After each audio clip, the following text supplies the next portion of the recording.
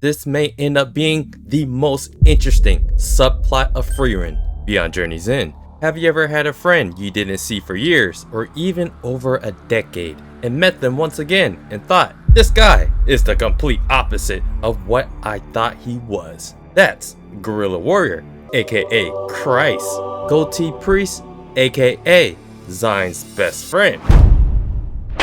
Is Guerrilla Warrior a shadow of his former self? Or is this mirror reflection of Zion, his own projection of his inner values this entire time? For this video, we will be seeking answers for this dynamic between Guerrilla Dubs and Goatee Priest, because it looks like Guerrilla got clamped by an alcoholic assassin. Also, check out my previous Frieren videos. They're all good. Watch it now or be forgotten.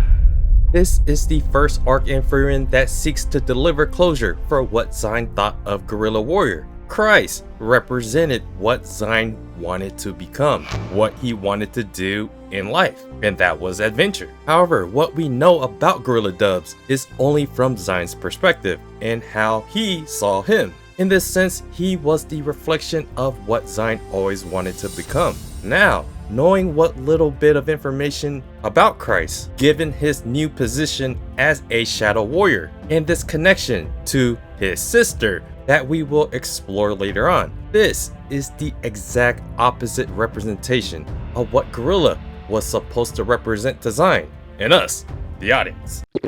For the entirety of Zion and Christ's childhood, up until Christ departed to go on his adventure, Guerrilla was the catalyst that grew the inner desire within Zion to seek out the wonders of the world through adventuring. Due to his brother's supposed circumstances and never acting on his true desires, he decided to hole up in his small town until Frieren, Fern, and Stark ultimately convinced him with a kiss. Well, I guess not that, but with a slap! Now, in the latest arc in Frieren, that is on indefinite hiatus, we find out that Guerrilla's name is Christ, and he is now a part of the Empire's now defunct and rogue Shadow Warriors that is trying to yeet the feet goddess, aka the Great Mage Seri. And one other faction of Shadow Warriors wanted to yeet Frieren as well. What creates this dissonance with Guerrilla's character when he finally pops back up as Christ of the Shadow Warriors is how much earlier on that his character represented everything we know and love about the Frieren story, symbolized by Himo the hero's existence of being remembered. The reason why Christ chose Guerrilla Warrior as a wacky name was because it was his tactic of being remembered by being ridiculous. Unlike Kraft the Monk and his partner statue that has since long been forgotten of what heroic feats they experienced and what they actually fought against. And the only person that probably knows the answers to that is Kraft himself. Am I the only one that feels slightly betrayed by Guerrilla's character in this arc? Now that he is an assassin and a part of the Shadow Warriors, that is literally everything opposite of being remembered. Now that he has a sister, this provides many outlets for whichever direction Guerrilla's character goes. Does the reflection of what Zion thought of Christ still exist? Or was it always distorted as we never saw or heard from the horses? I mean, the Guerrilla's mouth himself of what he truly is or wanted out of his adventure. If Guerrilla was reintroduced into the Frieren story as just a Shadow Warrior, it would be pretty clear that what Zion thought of Guerrilla was wrong. How does one that wants to go from being remembered to being one that no one will ever remember? However, with Shrit linked to Christ as a sister, this allows the audience to give him the benefit of the doubt, or not. To explore the sister theory, you would have to start with the literal part of it. Is she older? Okay, she not Matode though. Shrit can legitimately be the sister of Christ, and that would make sense that he would want to do anything for his family, including joining a group of assassins. Not too far-fetched, right?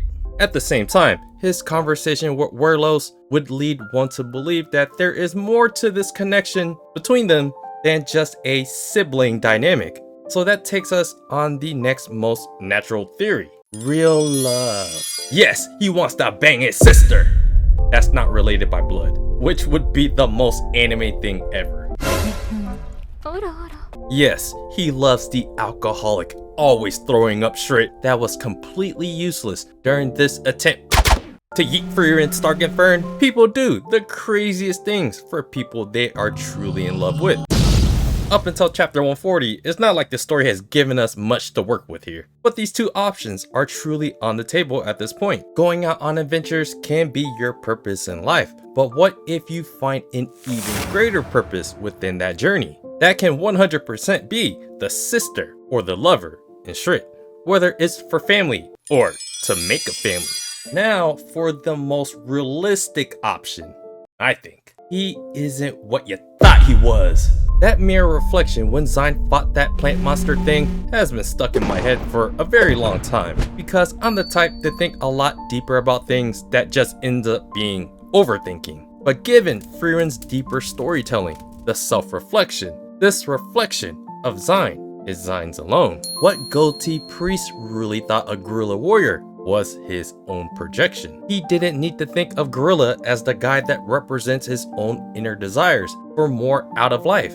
While Gorilla may have wanted adventurers to explore the world, the fact that his position is of the Shadow Warriors that wants to yeet the feet goddess, that's the answer that would be the complete 180-degree flip of Zine's own projection. While it's clear that the Frieren story shares the importance of legacy and being remembered, it's clear that this arc looks to dispel it with the opposite argument. That is, changing the world from the shadows. It's also the shadows within ourselves that we never truly reveal who we are and what we want to the world, and even to the people closest to us. Gorilla may have found an even bigger purpose that led him to his position in the Shadow Warriors, and it has led him to be connected to another person, a girl, a sister, or something even more in Shrit. One other theory I would like to throw out there is that this could be a chapter Black situation because of his adventures, and maybe even during the Shadow Warriors arc for his character, he saw the most heinous actions taking place. From more wholesome adventures to experiencing literally our main characters' backstories. Stark's village, massacred.